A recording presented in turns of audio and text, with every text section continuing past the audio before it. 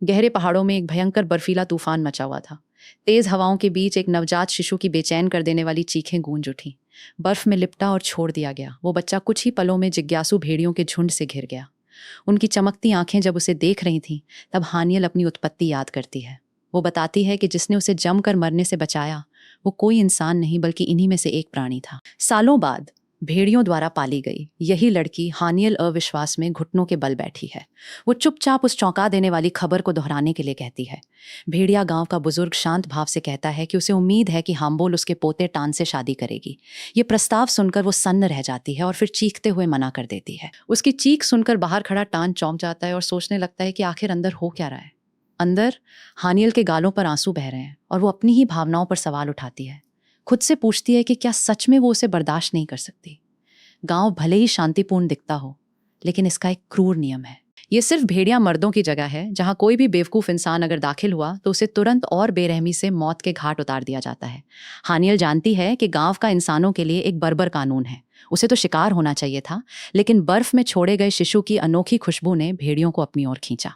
उसे नुकसान पहुंचाने की बजाय उन्होंने उस बच्ची की रक्षा की। वो टान के साथ बड़े होने की यादें ताज़ा करती है, जो हमेशा उसके गिरते ही उसे पकड़ने के लिए मौजूद रहता था।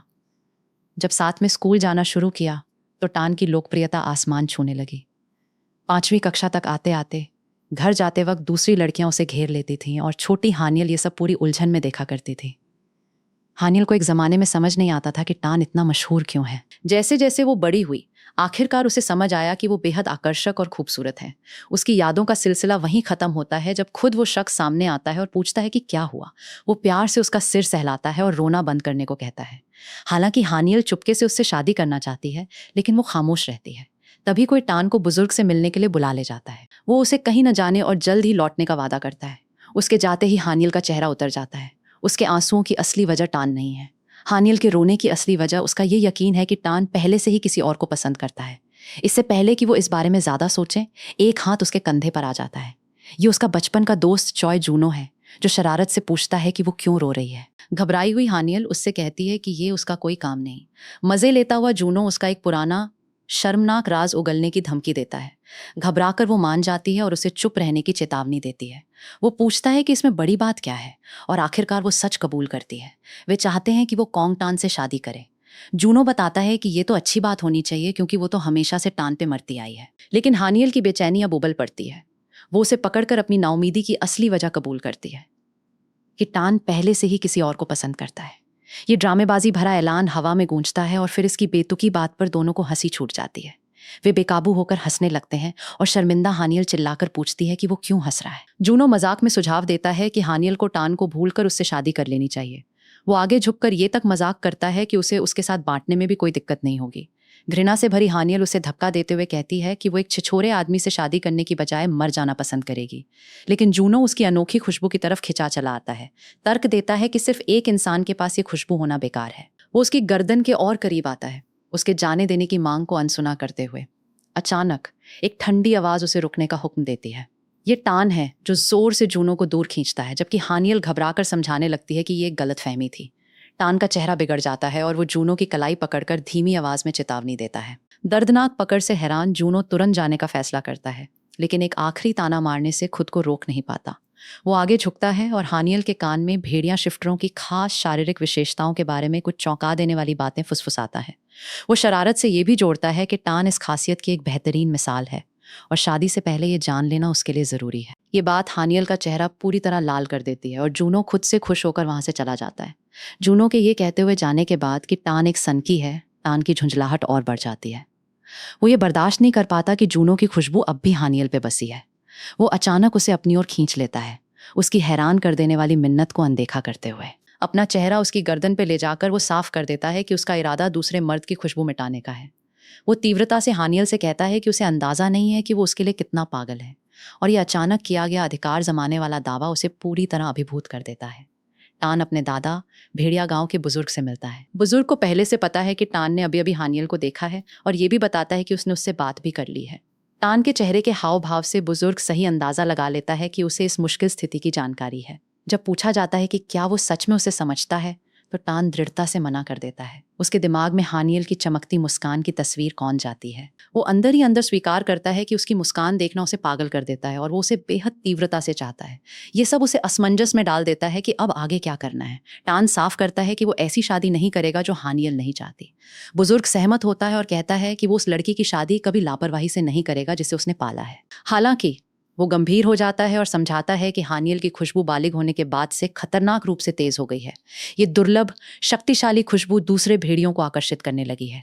वो गंभीरता से चेतावनी देता है कि जैसे जैसे ये बढ़ेगी, झुंड पागल होकर उसके लिए आपस में लड़ने लगेगा। अपनी मुट्ठी भींचते हुए बुजुर्ग बताता है कि यही वजह है कि उसे हानियल को टान को सौंपना ही होगा। बुजुर्ग हानियल को टान को सौंपने के कारण गिनाता है। वो साफ शब्दों में कहता है कि उसका पोता पूरे गांव का सबसे ताकतवर भेड़िया है। एक जानी पहचानी मुस्कान के साथ वो ये भी जोड़ता है कि टान उस लड़की की किसी और से ज्यादा परवाह करता है। इसी वजह से उसे लगता है कि उन्हें जल्द से जल्द शादी कर लेनी चाहिए। अचानक हानियल तेजी से वहां आती है और चिल्लाकर उन्हें रुकने को कहती है। वो टान की बांह से चिपक जाती है और उत्साह से पूछती है कि क्या उसने भी बुजुर्ग से उनकी शादी के बारे में सुना। टान सीधे मुद्दे पे आता है और शादी के लिए हाँ कर देता है। गंभीर भाव से वो हानियल को याद दिलाता है कि उसकी खुशबू बहुत तेज हो गई है, जो उसे दूसरे भेड़ियों का निशाना बना सकती है। वो प्यार से उसका चेहरा थाम लेता है और कबूल करता है कि अगर वो जीवन भर उसकी रक्षा कर सके तो वो खुद को ज्यादा सुरक्षित महसूस करेगा। उसके इस सच्चे प्रस्ताव से हड़बड़ाई हानियल हल्के से उसकी छाती पे थपकी देती है। टान बस धीरे से मुस्कुराता है और कहता है कि उसे ये पसंद है। उसका ये अनपेक्षित आकर्षण हानियल को वहीं जड़ कर देता है। उसका दिमाग एकदम खाली और चेहरा गहरे लाल रंग का हो जाता है। टान गर्मजोशी से मुस्कुराते हुए साफ करता है कि उसे उनकी शादी का ख्याल पसंद है। लेकिन ये मीठा पल तब बिखर जाता है जब हानियल अचानक फूट फूट कर रोने लगती है।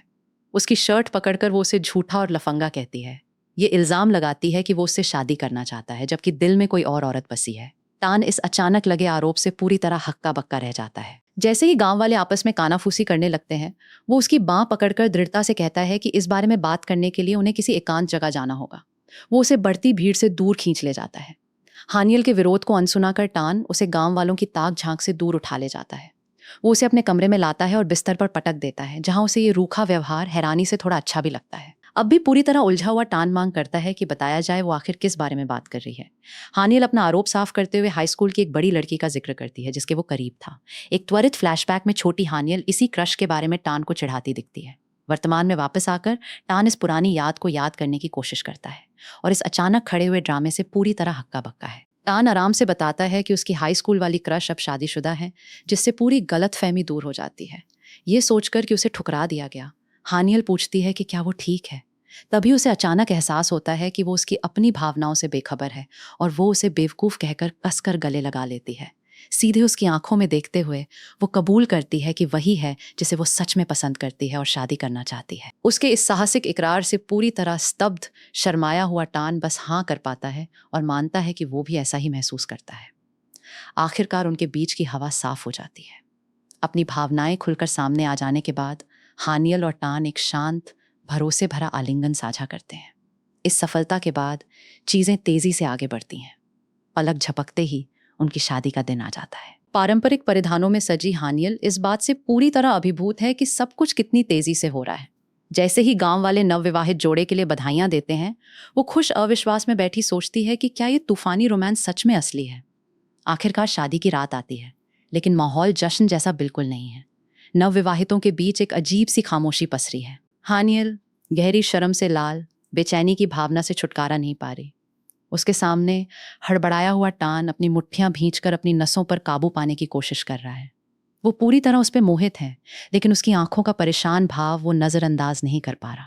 वो सोचने लगता है कि उसकी नई दुल्हन ऐसी रात को, जो उन दोनों के लिए खुशी का मौका होना चाहिए, इतनी बेचैन और हिचकिचाती क्यों लग रही है। तनाव कम करने की कोशिश में टान खुद से कहता है कि अपनी पत्नी को देखना कोई गलत बात नहीं, लेकिन उसका आत्मविश्वास तुरंत गायब हो जाता है जब उसके नाइट गाउन का एक स्ट्रैप फिसल जाता है। शर्म से लाल हानियल चीख कर उसे देखना बंद करने को कहती है। गहरी लाली लिए टान मुड़ जाता है और हकलाते हुए माफी मांगता है। वो समझाती है कि मीजी ने उसे ये कम कपड़ों वाला लिबास पहनने पर जोर दिया था, लेकिन टान शायद ही सुन रहा हो। उसकी अट्रैक्टिव खुशबू अब इतनी तेज है कि वो महसूस कर सकता है कि उसकी भेड़िया प्रवृत्तियां हावी होने की कोशिश कर रही हैं, और ये एक ऐसी लड़ाई है जिसे जीतने का उसे यकीन नहीं है।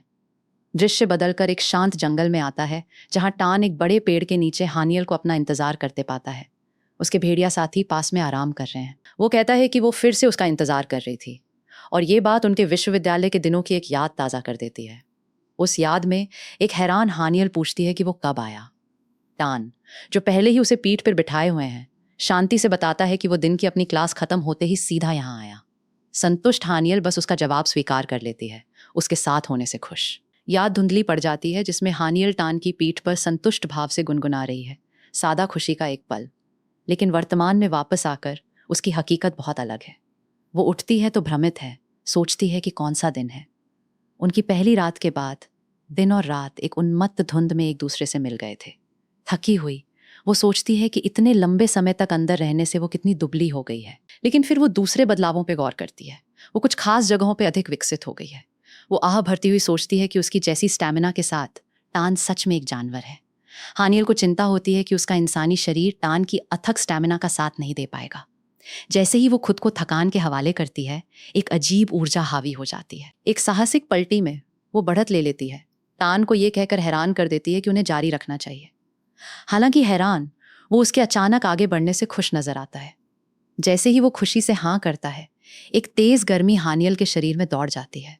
उसे एहसास होता है कि ये नया जोश सामान्य नहीं है और ये अचानक हुए शक्तिशाली बदलाव से वो शर्म और उलझन में पड़ जाती है। एक साथ बिताए गए उन गहरे पलों की यादों से अभिभूत होकर हानियल पूरी तरह घबरा जाती है। बस टान का ख्याल आने पर ही एक जबरदस्त शारीरिक प्रतिक्रिया होती है और वो खुद पर काबू पाने के लिए कहती है। अचानक बिना शर्ट का टान पूरी तरह तरोताजा दिखाई देता है। वो प्यार से उसका सिर छूता है और पूछता है कि वो इतनी गर्म क्यों लग रही है। हानियल चुप रह जाती है। जहां वो मुश्किल से चल पा रही है, वो बिल्कुल ठीक लग रहा है। वो बस सोच सकती है कि इतना सब होने के बाद भी वो इतने जबरदस्त शेप में कैसे है। हानियल मुश्किल से खड़ी हो पा रही है, शिकायत करती है कि उसका इंसानी शरीर एक जानवर आदमी की अविश्वसनीय स्टैमिना का मुकाबला नहीं कर सकता। टान आता है और पूछता है कि वो अपने आप को इतने अजीब तरीके से क्यों पकड़े हुए हैं। वो जोर देकर कहती है कि कुछ नहीं, लेकिन वो तुरंत उसके सामने आ जाता है, इस बात को जाने देने से मना कर देता है। उसके घबराए हुए विरोध के बावजूद वो प्यार से उस पर हावी हो जाता है और याद दिलाता है कि वो अब उसका पति है। टान पूछता है कि उसने क्या फैसला किया, लेकिन हानियल रहस्यमयी ढंग से कहती है कि वो अपने गुप्त ठिकाने पे बताएगी। जैसे ही वो चलना शुरू करती है, वो गौर करता है कि उसने बस उसकी बड़ी शर्ट पहनी हुई है। वो उसके कपड़ों की पसंद पे सवाल उठाता है, लेकिन वो बस हंसकर टाल देती है, कहती है कि आसपास कोई नहीं है। अचानक आत्मविश्वास से भरकर वो उसे एक शरारती चुलबुला सरप्राइज देती है, जो उसे पूरी तरह अवाक और लाल चेहरा कर देता है। उसे क्यूट कहते हुए हानियल आत्मविश्वास से आगे बढ़ जाती है और घबराया हुआ टान उसके पीछे जंगल की ओर चल देता है। सोचता है कि उसे क्या हो गया है। हानियल गुप्त ठिकाने पर पहुंचने की घोषणा करती है, एक खूबसूरत जगह जहां से पहाड़ दिखते हैं। पैंट पहनने को कहे जाने के बाद वो खुशी से कहती है कि यहाँ का नज़ारा हमेशा सबसे अच्छा होता है। टान पूछता है कि क्या उसे ये जगह याद है, और वो उत्साह से एक पेड़ की ओर इशारा करती है जहां वो झपकी लिया करती थी। वो याद करती है कि कैसे वो इंसानी दुनिया की अपनी यात्राओं के बाद सीधा उसे ढूंढने यहीं आता था। टान कहता है कि उसे याद है, लेकिन वो उसे चिढ़ाता है कि कैसे उसे उठाने की वजह से उसका कंधा हमेशा गीला हो जाता था। शर्मिंदा हानियल पूछती है कि वो ये क्यों याद रखेगा। टान पुरानी यादों को बीच में ही रोकता है और उससे वो फैसला बताने के लिए कहता है जिसका जिक्र उसने पहले किया था। अचानक हानियल का सारा आत्मविश्वास गायब हो जाता है। वो घबरा जाती है, अपने हाथों से खेलती है और शर्मा जाती है। सोचती है कि अब जब वे सच में यहाँ हैं तो जोर से कहना बहुत शर्मनाक है। उसे हिचकिचाते देख टान फिर से पूछता है। आखिरकार अंदरूनी संघर्ष के एक पल के बाद वो अपनी जिंदगी बदलने वाली योजना बताती है। वो इंसानी दुनिया जा रही है। इस चौंकाने वाली घोषणा से टान अवाक खड़ा रह जाता है और पूरी तरह से अचंभित हो जाता है। टान का सदमा जल्दी ही सख्त नापसंदगी में बदल जाता है। वो हानियल को याद दिलाता है कि इंसानी दुनिया जाना सख्त मना है। वो खतरों को समझती है, पूरी तरह जानती है कि निर्वासित भेड़िए और उसकी अपनी अनोखी खुशबू इस यात्रा को जोखिम भरा बनाते हैं। उसका हाथ पकड़कर उलझा हुआ टान जानना चाहता है कि फिर भी वो क्यों जाना चाहती है। उसकी बड़ी वजह, उसने इंसानी ड्रामे और आइडल शो देखे हैं और सोचती है कि ये सब कितना मज़ेदार लगता है। ये सीधा सादा जवाब टान को पूरी तरह हक्का बक्का कर देता है। मौका देखकर हानियल आगे झुकती है और मिन्नत करती है कि वो उसे अपने साथ ले चले। टान तुरंत उसकी मांग को एक सख्त ना से खारिज कर देता है। उलझन में हानियल पूछती है कि वो इतना खिलाफ क्यों है। अपनी बाहें बांधे वो साफ कहता है कि इंसानी दुनिया बस बहुत खतरनाक है। ये सोचकर कि उसने कोई तरकीब ढूंढ ली है, हानियल शरारत से सुझाव देती है कि वो उसे सुरक्षित रखने के लिए उसके साथ चल सकता है। लेकिन टान पे कोई असर नहीं पड़ता। वो कहता है कि उसकी मूर्खतापूर्ण वजह उसे अपने जवाब पर और पक्का करती है। हताश, हानियल जोर देकर कहती है कि उसके पास और भी ज़रूरी कारण है और उसे हर हाल में जाना ही होगा।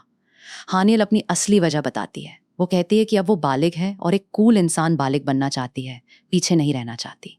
उसे इंसानी दुनिया की उन सभी खूबसूरत और समझदार औरतों की चिंता है। टान इससे उलझन में पड़ जाता है और साफ कहता है कि उसने उससे ज्यादा खूबसूरत कभी किसी को नहीं देखा। हानियल हंस देती है, मान लेती है कि वो सिर्फ चिढ़ा रहा है, लेकिन उसके चेहरे पे गंभीरता आ जाती है और उसे एहसास होता है कि उसका मतलब सच में है। हड़बड़ाकर वो चुप हो जाती है। वो हाँ कहता है और वो पहला पल याद करता है जब उसने उसे एक चमकती मुस्कान वाले बच्चे के रूप में देखा था। टान जारी रखता है, समझाता है कि उसकी भावनाएं बिल्कुल शुरुआत से हैं। उसे याद है जब वो सिर्फ एक बच्ची थी और उसने उसका हाथ थामा था, पहली बार उसके दिल में हलचल महसूस हुई थी। जैसे जैसे वो बड़ी हुई, उसकी मोहक खुशबू और तेज होती गई और उसने उसकी रक्षा करने का कर्तव्य महसूस किया, हमेशा उसके साथ चलता रहा। वो कबूल करता है कि उसे दूसरे नर भेड़ियों के साथ हंसते देखना उसे तीव्र जलन से भर देता था। उस वक्त उसने इसे एक रक्षक की प्रवृत्ति समझकर टाल दिया, लेकिन फिर वो दिन आया जब उसने उससे कहा कि अब उसे हाथ पकड़ने की जरूरत नहीं, और उसे सच में बुरा लगा।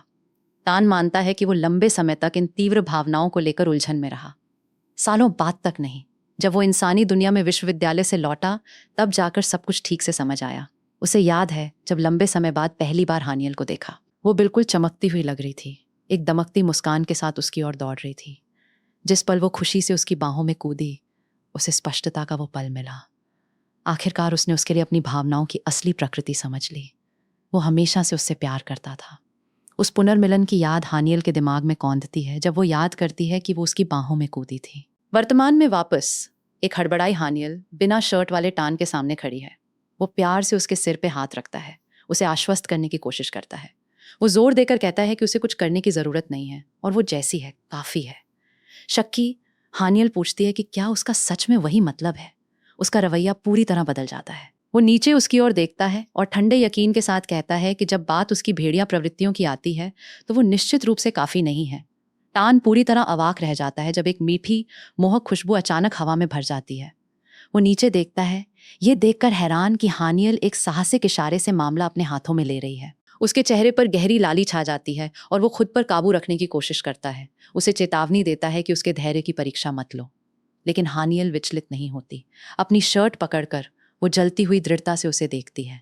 वो ठान लेती है कि जब तक वो उसे वो अनुमति नहीं दे देता जिसकी उसे तलाश है, वो रुकेगी नहीं। उनकी तीव्र रात के बाद टान प्यार से हानियल के बालों को सहलाता है जब वो नींद में उसका नाम बुदबुदाती है।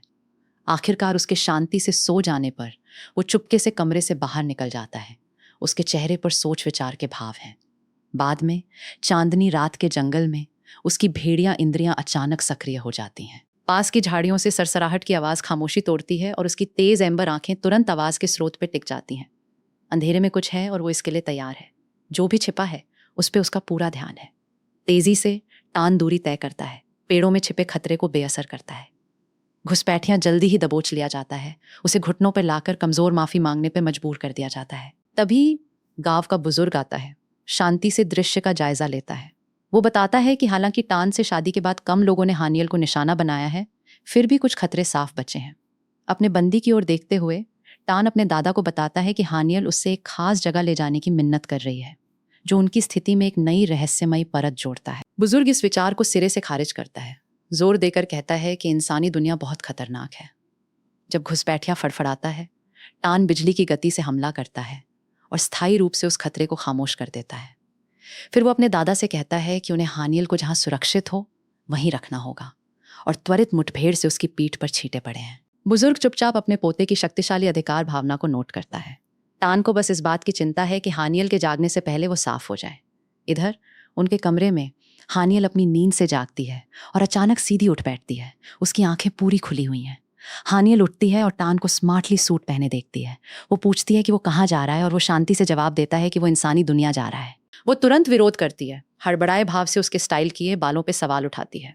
टान धैर्य से समझाता है कि इंसानों के साथ उसकी एक अहम बैठक है, जिसे वो सालाना शांति संधि कहता है। ये सुनकर कि वो फिर से अकेला जा रहा है, हानियल का चेहरा उतर जाता है।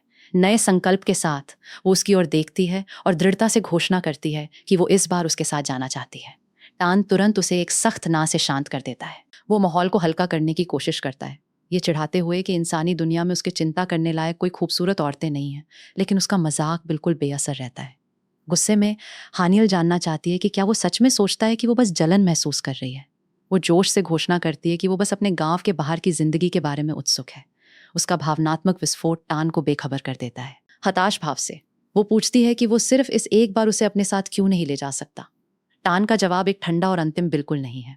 वो उसकी ओर पीठ करता है, उसे बस उसकी वापसी का इंतजार करने को कहता है। हानियल अवाक रह जाती है, उसे जाते हुए देखती है और उसके चेहरे पर पूरी हार के भाव हैं।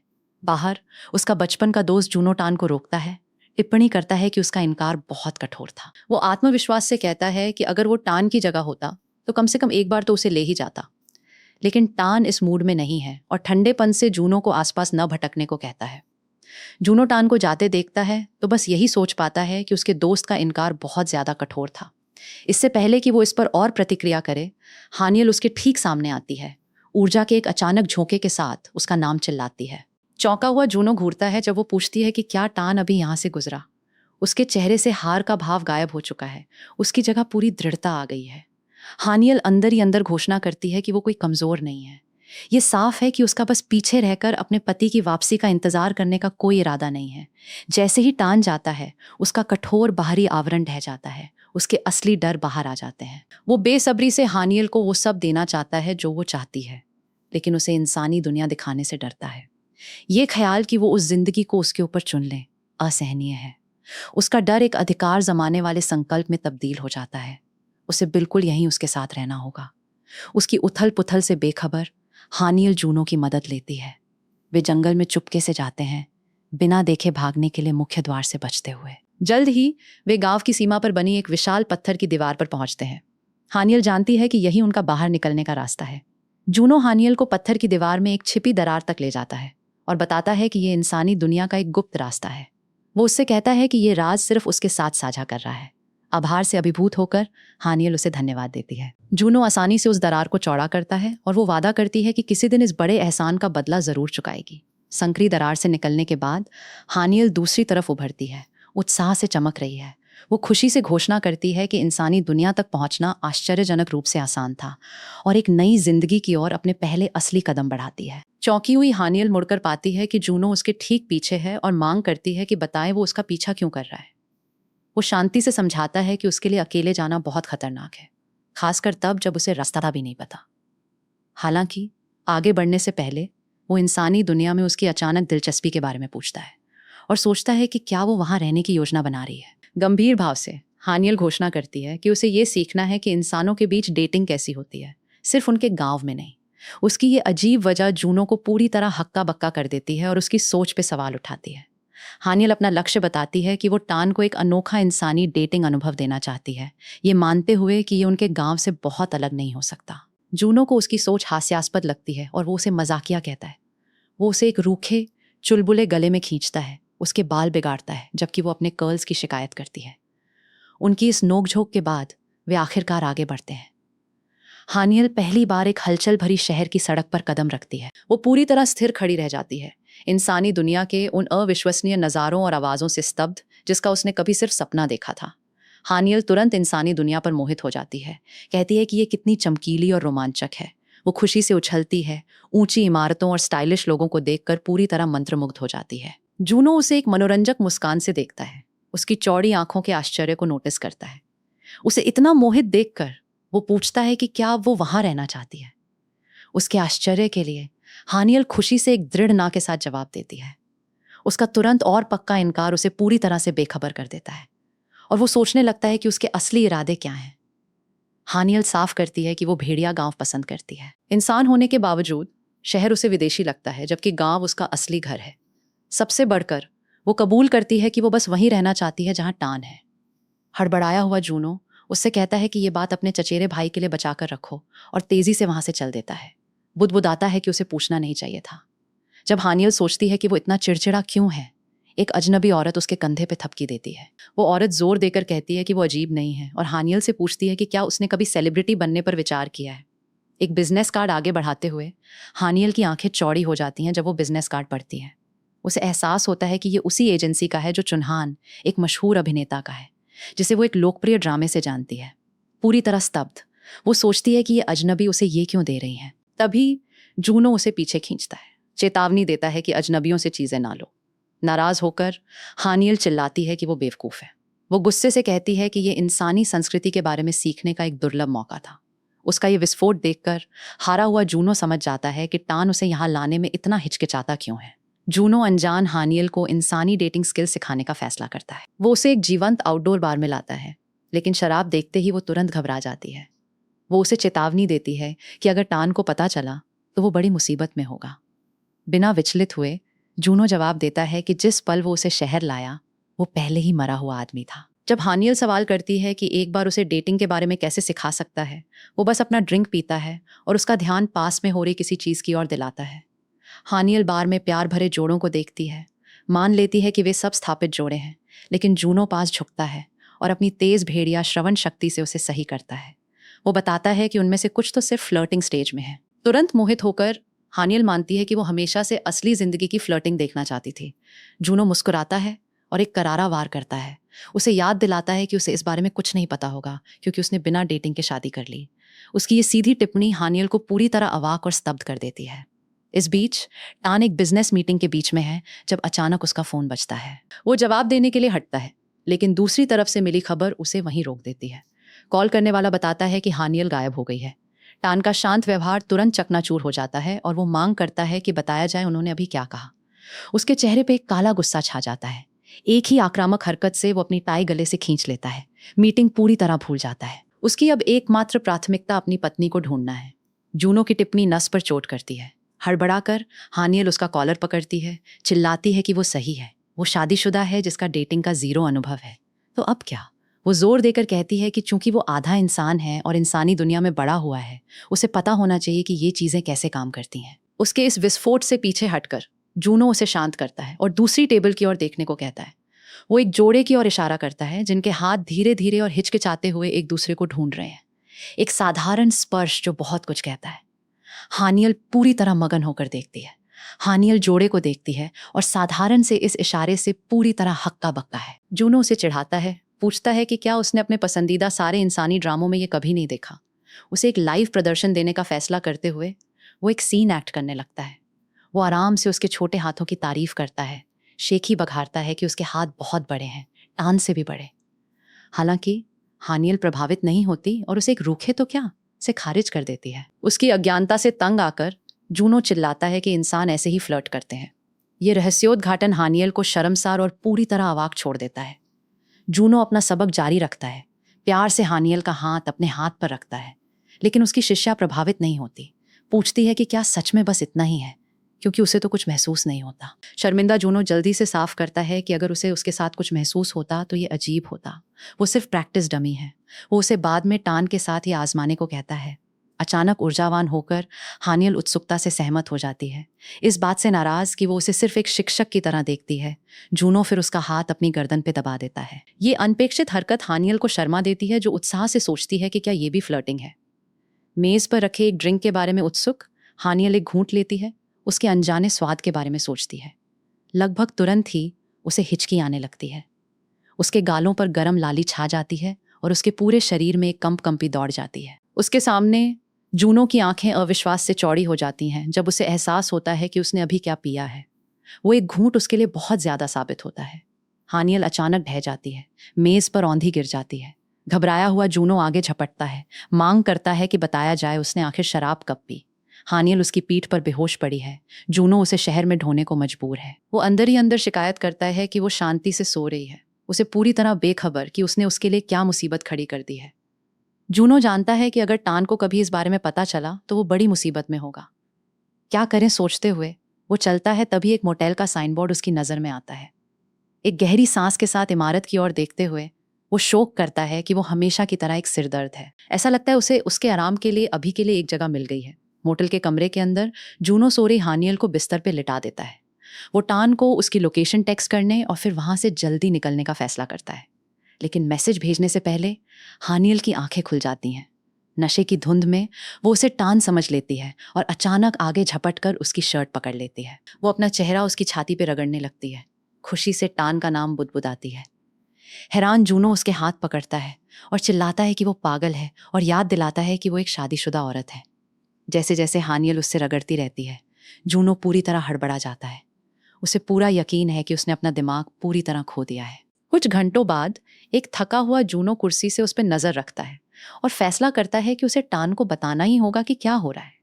जैसे ही वो अपना फोन तैयार करता है, हानियल बिस्तर से बोलती है, आखिरकार उसे उसके असली नाम से बुलाती है। चौंक कर वो नीचे देखता है और जानना चाहता है कि क्या इतनी मुसीबत खड़ी करने के बाद आखिरकार उसे होश आ गया है। अपने दिमाग के अब भी धुंधला होने पर हानियल मासूमियत से जूनो से पूछती है कि क्या उसे भी वो खूबसूरत लगती है। ये सवाल उसे पूरी तरह बेखबर कर देता है और वो अवाक रह जाता है। वो एक खुश आह के साथ बताती है कि टान ने उनकी पहली मुलाकात में उसे खूबसूरत कहा था और वो बस जानना चाहती थी कि क्या दूसरे लोग भी उसे वैसे ही देखते हैं। टान का नाम फिर से सुनकर जूनो के चेहरे पर गहरी लाली छा जाती है। उसके ईमानदार सवाल से वो पूरी तरह हड़बड़ा जाता है और इस बात से निराश है कि उसका हर एक ख्याल उसके पति के इर्द गिर्द घूमता है। जूनो अंदर ही अंदर टान का नाम चिल्लाता है, पूरी तरह तंग आ चुका है। वो सोचता है कि हानियल एक सुस्त दिमाग वाली लड़की है जो बुरी तरह अपने पति पर केंद्रित है। अपनी निराशा के बावजूद वो प्यार से उसकी नाक छूता है। उसके भाव नरम हो जाते हैं। एक याद उभरती है और जूनो खुद से मानता है कि जब से उसने पहली बार उसे देखा, उसे वो खूबसूरत लगी है। दृश्य एक क्लासरूम में फ्लैशबैक में जाता है जहां एक शिक्षक छोटे जूनो का परिचय कराता है। दूसरे छात्र तुरंत कानाफूसी करने लगे। उसके छोटे कद और इंसानी खुशबू की ओर इशारा करते हुए गपशप करने लगे कि वो गांव के बाहर पला बढ़ा है। जैसे ही दूसरे भेड़िया बच्चे नए बच्चे के बारे में कानाफूसी कर रहे थे, एक छोटे टान ने जूनो का बचाव किया और घोषणा की कि हानियल भी तो इंसान है। स्तब्ध जूनो ने पहली बार गांव में किसी और इंसान को देखने के लिए पलट कर देखा। उसकी आंखें हानियल से मिली, जो अपने जैसा कोई पाकर बिल्कुल रोमांचित दिख रही थी। उस पल जूनो ने उसे सिर्फ खूबसूरत नहीं देखा, उसने सोचा कि वो प्यारी है। याद धुंधली पड़ जाती है, उसे एक दर्दनाक पछतावे के साथ छोड़ती है। काश वो उससे टान के कभी मौका पाने से पहले मिला होता। दृश्य बदलता है और हानियल की समस्या का कठोर समाधान सामने आता है। वो और जूनो एक साथ हैं, एक हताश योजना के लिए प्रतिबद्ध। एक तीव्र लयबद्ध मुठभेड़ सामने आती है जो हवा में भारी पड़ी एक कच्ची मजबूरी से संचालित है। जूनो का शरीर पसीने से तर है जब वो पूर्ण केंद्रित प्रयास से हरकत करता है। उसका चेहरा तनाव और आंतरिक संघर्ष का मुखौटा है। उसकी सांस गले में अटक रही है। वो एक दर्द भरी हाँफ निकालता है। इस जटिल कार्य में उस औरत के लिए फांसा है जिसकी उसने हमेशा परवाह की है। एक फ्लैशबैक में एक धौंस जमाने वाला लड़का छोटे टान पर झपटता है। उसकी भयानक इंसानी बदबू की शिकायत करता है। वो आक्रामक रूप से टान का कॉलर पकड़ता है, लेकिन टान पे कोई फर्क नहीं पड़ता। वो शांति से पूछता है कि इंसान होने से क्यों फर्क पड़ता है, और धौंसिए को याद दिलाता है कि उनके शिक्षक ने क्या कहा था। दूसरा लड़का बस हंसता है और ताना मारता है कि वो लड़की तो बुजुर्ग की पालतू से ज्यादा कुछ नहीं। अगले ही पल धौंसिया जमीन पर होता है और ऊपर सदमे में देखता है जब टान उसके ऊपर खड़ा है। साफ तौर पर उसे उसकी जगह दिखा दी है। फ्लैशबैक जारी रहता है जब एक और लड़का हानियल के बारे में जागरूक होता है। वो जोर से सोचता है कि क्या उसे उसके साथ मौका मिल सकता है, एक ऐसी खुशबू से मोहित जो उसे आकर्षक और लगभग असहनीय लगती है। इससे पहले कि वो कोई हरकत करे, हवा में गति की एक धुंधली रेखा गुजरती है। अगले ही पल लड़का जमीन पर पटक दिया जाता है। त्वरित मुठभेड़ से उसका चेहरा खरौंच जाता है। हारा हुआ वहीं पड़ा। वो अंदर ही अंदर अपने अनदेखे हमलावर को कोसता है और सोचता है कि उसे अपने इरादों पर कोई पछतावा नहीं है। हारा हुआ लड़का निष्कर्ष निकालता है कि असली समस्या टान है। फिर भी उसे लगता है कि सिर्फ उससे बात करना ही इसके लायक था। अचानक एक चिंतित हानियल टान के पास दौड़ती है और पूछती है कि क्या वो ठीक है। फिर वो अचानक बोलती है कि उसे ये पसंद आया और वो शर्मा और उलझन में पड़ जाता है। हड़बड़ा कर वो जल्दी से समझाती है कि उसे नफरत है कि उसे उसकी वजह से चोट लगी। उसकी आंखों में आंसू भर आए। वो उससे मिन्नत करती है कि अब से बस उन्हें अनदेखा कर दे। ये सुनकर टान अपनी खरौंची हुई गाल को छूता है और सोचता है कि उन्हें अनदेखा करना असंभव है। जैसे ही फ्लैशबैक खत्म होता है, टान खुद से मानता है कि उसका रोता चेहरा भी प्यारा है। जब बात उसकी आती है तो वो बस तर्कसंगत नहीं रह सकता। दृश्य फिर वर्तमान में आता है जहां चीजें जटिल हो गई हैं। दृश्य एक मोटल के कमरे में जाता है जहां एक थकी हुई हानियल बिस्तर पर आराम कर रही है। टान उसके पास बैठा है और प्यार से उसका नाम पुकारता है। वो कराहती है और नींद चाहती है। वो फिर से कोशिश करता है, उसका कंधा हिलाता है, लेकिन अचानक उसके शरीर से एक अजीब नीली ऊर्जा कड़कती है। उसकी आंखें पूरे सदमे में खुल जाती हैं और वो शक्ति के इस अप्रत्याशित उछाल से चौंक जाती है। एक जानी पहचानी आवाज सुनकर हानियल सीधी उठ बैठती है, पूरी तरह हैरान। एक डराने वाली भेड़िया ऊर्जा टान को घेरे हुए है जब वो बिस्तर के किनारे बैठा है।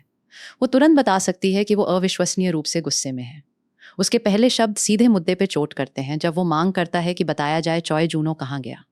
जब वो घबराकर कमरे में चारों ओर देखती है, टान शांति से कहता है कि वो उसके विचारों को पढ़ सकता है। फिर वो भारी अंतिमता के साथ उसका नाम कहता है, कोई बहाने की गुंजाइश नहीं छोड़ता। वो जम जाती है, पूरी तरह बेखबर पकड़ी जाती है। टान शांति से हानियल से पूछता है कि क्या वो समझती है कि उसने क्या गलत किया। पूरी तरह हक्का बक्का, वो एक भी चीज़ नहीं सोच पाती। हानियल मुड़ जाती है और फैसला करती है कि शुरू से इनमें से कुछ भी उसकी गलती नहीं थी। उसकी अवज्ञा को भांपते हुए टान के होठों पर एक छोटी जानी पहचानी मुस्कान खेलती है। वो कहता है कि अगर उसे ऐसा लगता है तो उसे उसकी गलतियां एक एक करके समझानी होंगी। एक डराने वाली नज़र से और करीब झुकते हुए वो जोर से सोचता है कि एक बुरी पत्नी के साथ क्या किया जाना चाहिए। उसका लहजा साफ कर रहा है कि नियंत्रण किसके पास है। इससे पहले कि हानियल प्रतिक्रिया करे, टान आसानी से उसे उठाकर अपनी गोद में लिटा लेता है। हड़बड़ा कर वो पूछती है कि वो क्या कर रहा है। उसका दिमाग दौड़ रहा है जब उसे उसके इरादों का एहसास होता है। वो एक साधारण ठंडी हामी से उसके सबसे बुरे डर की पुष्टि करता है। जैसे ही वो उसे सबक सिखाने की तैयारी करता है, हानियल घबरा जाती है और चिल्लाकर उसे रुकने को कहती है। उसे रोकने की एक हताश कोशिश में वो जल्दी से घोषणा करती है कि आखिरकार उसे लगता है कि उसने कुछ गलत किया है। बिना प्रभावित हुए टान उसकी अचानक ईमानदारी पर सवाल उठाता है। पूछता है कि क्या उसे सिर्फ लगता है। उसका दिमाग अतीत में वापस जाता है और याद करता है कि कितनी बार टान उसे डांटता था। एक याद में एक छोटा टान रोती हुई हानियल के ऊपर खड़ा है और कह रहा है कि रोने से कुछ हल नहीं होगा। वो उसे डांटता है कि उसने देखा नहीं कहाँ जा रही थी और बताता है कि उसकी लापरवाही से एक भेड़िए को चोट लगी। वो मांग करता है कि वो माफ़ी मांगे। उसकी निराशा फिर बदल जाती है जब वो सख्ती से पूछता है कि स्कूल के बाद उसने उसका इंतज़ार क्यों नहीं किया और वो उस दूसरे लड़के जूनो के साथ क्यों घूमती रहती है। उसकी याद में वापस एक छोटा टान उसे डांटता रहा, निराश होकर पूछता कि वो कभी सुनती क्यों नहीं। वो सवाल करता कि क्या उसे ईमानदारी से लगता है कि उसने कुछ गलत नहीं किया। हानियल को याद आया कि उसकी डांट कितनी भी सख्त क्यों न हो, उसने कभी उसे शारीरिक रूप से अनुशासित नहीं किया था।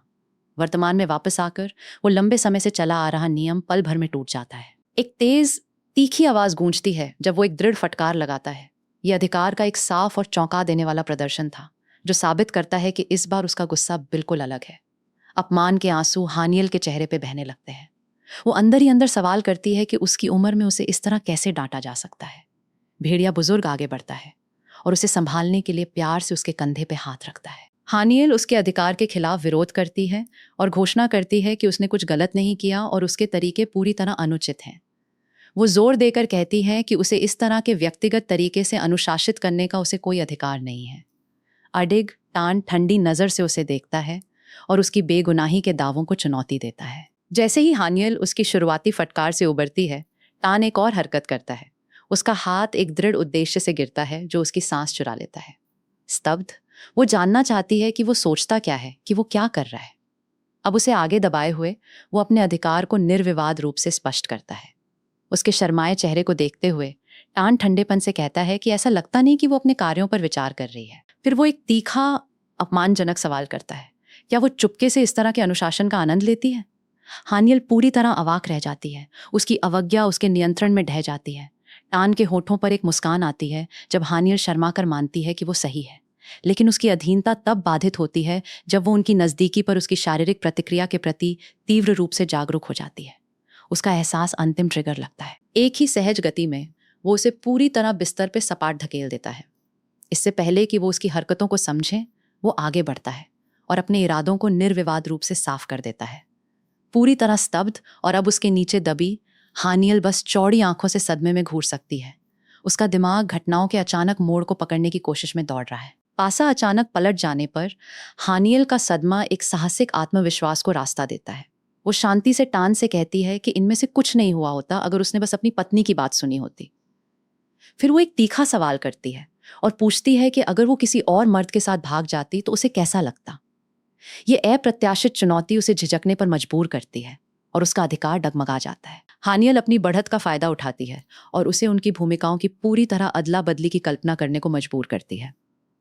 शक्ति संतुलन में तेज बदलाव टान को पूरी तरह अवाक छोड़ देता है और स्थिति पर से उसका नियंत्रण पूरी तरह खत्म हो जाता है। एक साथ दौड़ते हुए उनकी एक खुश याद धुंधली पड़ती है और उसकी जगह एक कठोर वास्तविकता ले लेती है। उनकी शादी की रात एक आपदा थी। हानियल बिस्तर पे लेटी है और अनुभव से पूरी तरह अभिभूत है। जैसे ही टान उठता है, वो चुपचाप मानता है कि शायद उन्होंने शादी में जल्दबाजी कर दी। हानियल टूट जाती है। उसने सच में विश्वास किया कि शादी सब कुछ हल कर देगी, लेकिन ये चिंता उसे घबराहट में डाल देती है और वो अचानक चिल्लाती है। अपनी दोस्त मिजी से जोर देकर कहती है कि कुछ गहरा अजीब लग रहा है।